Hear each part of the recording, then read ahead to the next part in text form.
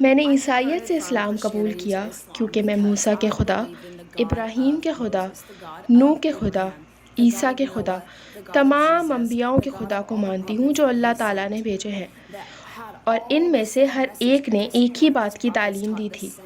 حضرت عیسیٰ علیہ السلام اور دوسرے انبیاءوں نے فرمایا ہے کہ اللہ سے دعا مانگو، صرف اللہ ہی عبادت کے لائق ہے، اس کا کوئی شریک نہیں، اس کا کوئی بیٹا نہیں ہے، اس کی کوئی بیٹی نہیں، وہ ایک خدا ہے۔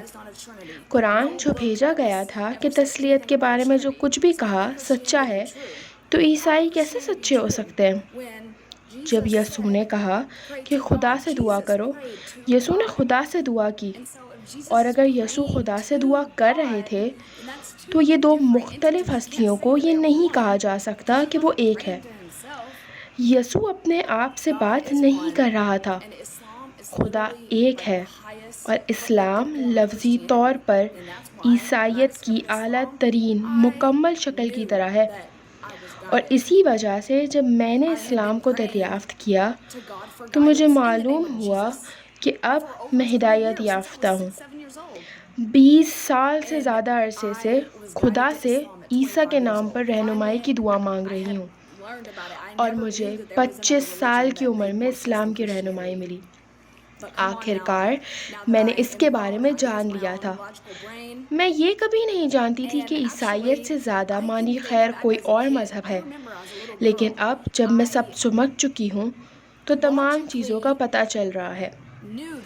مجھے یاد ہے کہ میں خدا کے بیٹے کے بارے میں الجھن میں تھی، کیونکہ لوگ مجھے یہی سکھا رہے تھے، لیکن یسوع ایک آدمی ہے، وہ میری طرح ہی ایک عام شخص ہے۔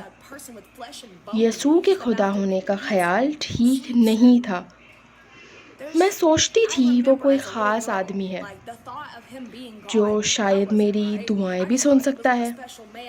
میں نے ساری زندگی خدا سے عیسیٰ کے نام پر دعا کی، میں نے ہدایت کی دعا کی، اور آخر کار مجھے اسلام مل گیا، اور میں اپنی پوری زندگی میں سے اتنا زیادہ خوش کبھی نہیں تھی، جیسے کہ میرے پاس اپنی زندگی کا ہر چیز کا جواب مل گیا ہے۔